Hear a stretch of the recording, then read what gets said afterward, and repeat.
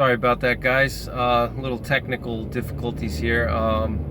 So yeah, they would bomb, the U.S. They bombed bases. They bombed, airport runways. It's common sense. You want to neutralize that first, so the country can't fight back. So they would go after our military sites. They would go after,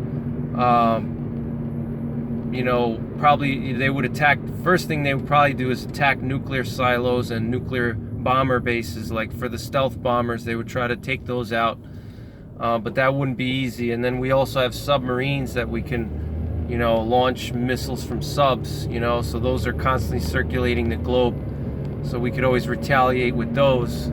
So that's, we have the nuclear triad. We're the only country in the world that has a full nuclear triad. No other country has a full nuclear triad. Russia might have like a quasi-nuclear triad. They have those mobile nuclear launchers, but they're not sea-based. They can only move those launchers around on the ground. They don't have submarines. We're the only country with a full nuclear triad, so that gives us some options as far as responding to a nuclear attack. But in this scenario, we're negating the nuclear option. We're negating that. We're saying that either our nuclear attack has been neutralized, or for whatever reason we ruled out the use of nukes just because we don't want to escalate or we don't want to cause a nuclear winter. So let's recap what I covered so far. They're going to go after military infrastructure, critical military infrastructure. They're going to go after the big cities. They're going to go after economic centers. They're going to go after highly dense populated areas. And they're going to go after critical infrastructure, power plants, dams, water supplies, food supplies, technology, networks, stuff like that. They're going to try to shut that down on us. So this way they're going to have an advantage over us. They're going to cripple our ability to, they're going to cripple our ability to fight back by doing that. And like I said, EMP or cyber attack, I think would be a highly likely scenario here. I think also if they were to do like a pandemic, if they were to release some type of pandemic, and now a lot of the people don't realize that, they think of pandemics and they think of like smallpox or Ebola, something that's highly contagious and it's going to affect people. However, they could also create, and I'm sure they already have, most of the superpowers of the world, they already have biological weapons that they can use to target food supplies. We're talking about, either genetically engineered, fungi or, some type of, microorganism that is able to attack our food supply. It could attack grains, it could attack corn, it can attack all the things that we grow. It could be a specially genetically engineered fungus that's, very resistant to treatments, to fungicides, or, it could be some type of bacteria or virus that would affect livestock, like a swine flu or some type of mad cow disease. So when you think of biological agents, don't just think about, Ebola and smallpox. Think about agents that can affect our food supply. And if they have something that can affect our food supply, and then they combine that with an EMP, or they combine it with cyber attack, that can bring us to our knees, and then all they have to do is just send the troops in. So it's an interesting concept to think about. And I think another thing is possible too, is if they were to stage, if any country or whatever military power was to invade us, I think they would stage a lot of it would be smart for them to stage their troops in a neighboring country, so they don't have to cross the ocean. So I wouldn't be surprised if that were to happen, that whatever country would do that, they would probably try to stage equipment and and position equipment in South America, and also maybe, I think they would try to maybe invade Canada and conquer Canada quickly, and then this way they can just move their forces into Canada. But I think that's less likely because Canada has obviously an alliance with us, and we're not just going to let Russia invade Canada, and we're not just going to let that sit by. But Canada's, compared to Russia, it would pretty much be a quick loss for them. Unless we backed up Canada, I think Russia would be able to conquer Canada fairly quickly. No offense to Canadians out there, I'm just stating a fact. And then obviously, or they could just stage equipment in South America, and then once they're ready, they can cross the Mexican border, and do it that way. But I encourage you guys to read about the critical infrastructure in our country, so you know what areas are critical, and be familiar with that as a citizen, and it's good to think about different scenarios. But this is definitely on the lower end. It's unlikely, I think, but it's always fun to talk about. And another thing that I feel could happen too is they could attack our pipelines that go to Alaska, because we have those giant pipelines that go across Canada, and we have different pipelines there, and they could try to take those out somehow. So it's something to think about. And like I said, guerrilla warfare, it's worth it to study up on unconventional warfare. It's pretty interesting to read about. Because I do feel that if there were ever an invasion, if anybody was crazy enough to invade the U.S., they would do it in such a way that they know that they can win, because it would be suicidal for them to do an invasion if they know that they're going to lose and incur massive losses, So it would have to be like a massive military alliance of some sort, and a really well-planned attack that would catch us off guard. Because they know that the U.S. has the best capabilities, and we have the smartest people, and we're prepared for anything. So it would have to be a really massive alliance of some sort, and a really well thought out plan that would catch us off guard. So that's my opinion, and they would definitely target our weak spots, and it's definitely interesting to think about. And I think that I think that guerrilla warfare would definitely be something that people would need to do to gain our independence back. We would have to fight back and retreat into the woods, because the thing is the United States is such a big country, and there's so much land. It would be impossible for a foreign country to really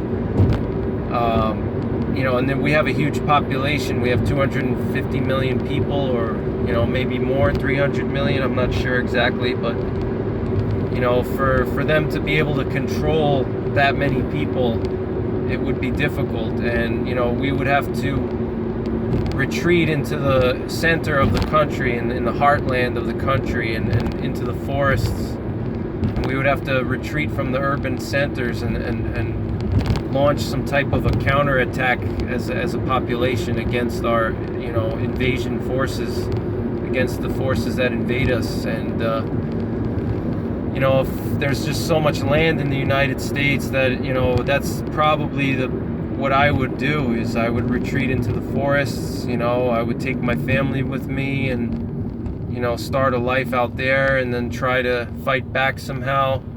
You would have to scavenge weapons, you'd have to make weapons, you would have to use unconventional warfare tactics, a lot of the tactics that Al-Qaeda used against us to retaliate against us during the invasion of Afghanistan is kind of the tactics that we would have to use against our invaders. We would have to create some type of improvised explosive devices. We could target their supply lines, things like that. That's what historically guerrilla tactics involved. There was a lot of, in the World War II, a lot of the countries that were invaded, they used guerrilla tactics initially to try to slow down or stop, the Nazi regime, or whatever, Nazi empire, whatever you want to call it. They would target railroad lines, supplies, things like that. So that's what we would have to do. We'd have to attack their supplies. We'd have to, launch guerrilla attacks, and in many ways we would have an advantage because, there's just such a large population and it's such a large country. So, initially I think what might be beneficial for us in that situation is to just let them take control and let them come in, let them come in and let them feel that they've invaded us. And then once they get comfortable, then we can launch guerrilla attacks against them. And, kind of like how a lot of, like, for example, when the Soviets tried to, attack Afghanistan, that's what the Mujahideen did. They let the Russians come in and conquer Afghanistan and let them feel that they controlled it. And then they launched guerrilla attacks in soft spots, and that's probably what we would have to do. And we would have to retreat, save ourselves, save our families, retreat, and then let them take control, and then we can launch counterattacks at that point, because there's just such a large population. Unless they're trying to exterminate us, which would be different. If it's an extermination campaign of some sort, kind of like the Nazis when they would invade countries, they would try to exterminate certain populations, which most people would know about. If it's an extermination campaign, then we would have to fight back. But if they're trying to just conquer us and subjugate us and control and use us for economic reasons, like if, let's say, China invaded us and they used us, because they wanted our economic infrastructure, and they wanted our people, our smartest people, they wanted us to basically work for them, then that would be different. Then I would let them invade us, and then we would do guerrilla warfare and take our country back. But in my opinion, if it's an extermination campaign, then we would have to fight tooth and nail, because they're just going to basically try to take us out and kill us all. So it's different tactics for each of those scenarios. And I think that people would have to make use of forests. I think they would have to hide in caves, and safe areas like underground and sewers and stuff like that, so you're free from observation by drones and aerial surveillance, aerial reconnaissance. We would have to hide somewhere and protect ourselves from aerial surveillance, because I think that's what would happen. It's just the same way that, when we invaded Iraq, we conducted surveillance operations with drones, and they had thermal cameras, and they were able to see where the remaining, insurgents were, and the remaining guerrillas were, the Al-Qaeda forces. That's what would happen if any country invaded us. They would, after some time, they would launch drones out there to see where we are and see, where the remaining strongholds are, where the rebels are located, because they're going to want to squash us out, and squash any type of rebel activity out, and any type of guerrilla areas known to be harboring guerrillas, and rebels. They're going to try to squash us out and squash those out, because it's a threat. So they would launch drones. And the thing is that drones are very fuel efficient. They can stay up in the air, a long time. They can cover a big area. And all they have to do is just send these drones out. And, we know countries like Russia, China, they're very good at mass producing. They could mass produce thousands of drones and then just conduct video surveillance campaigns constantly. And all they have to do is just find out, where our bases are, our rebel congregations, where rebels are congregating, and then they could just hit those with missiles and you know, or they could invade with, you know, special ops. And so that would be a important factor, is how you would you know, hide any type of activity. If you're you know, part of a rebel, you know, group, or you know, there's some type of resistance movement, an underground, you know, resistance movement, you know, there would have to be a way that you hide yourself, and place you could hide yourself. You know, if you look at any type of historic underground, you know, military campaigns, you know, if they're underground resistance movements, they were never open and out in the open. You know, they would hide underground. They would have secret meetings. You know, I know, like when the Nazis invaded Poland, you know, there was a lot of underground resistance movements that they would, you know, meet in churches. They would meet in different areas so the Nazis wouldn't suspect anything. You know, so it would have to be done in a way that's clever, because they would obviously have their own spies and counter-insurgency operations to try to detect any type of rebel activities and congregation of you know, any type of you know, underground resistance movements that are trying to develop or operating. You know, they're gonna send informants. That's another thing too, is if there's any underground resistance movements, they're gonna not just try to locate physical locations and you know, harm that way, you know, and destroy it that way. They would try to also send in infiltrators to infiltrate the movement, you know, and they would send infiltrators in and you know, try to infiltrate the resistance. So you would really, if you're a part of the resistance movement, you know, you would have to really vet people that are in your group, and so that's something to consider, you know. But yeah, so that's my thoughts on foreign invasion, and I hope that you enjoyed this video. I hope that you know, you have a good weekend, and I'm going to be making a lot more videos soon.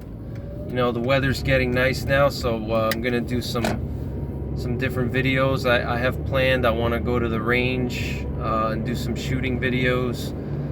I have some practice bug out videos I want to do, and maybe just some other miscellaneous videos, you know, fire starting, things like that. I may do some primitive fire starting videos, you know, just go over how to start fires, you know, like a bow drill, fire plow, things like that. In my opinion, I feel that the fire plow is probably one of the more realistic primitive fire starting options, just because a bow drill, it requires a lot of time to make, and a lot of dexterity and fine motor skills. Fire plow is very easy to make and doesn't require a lot of tools to get a fire going. But I'm gonna do videos on that, and you know, some other wilderness survival stuff. So, you know, I got myself a GoPro camera, you know, so I'm gonna be using that. And so I hope that you guys, you know, stay tuned, and I hope that you enjoy my videos, and I appreciate the support and the comments. And I hope you guys have a great Friday. Take care, and God bless.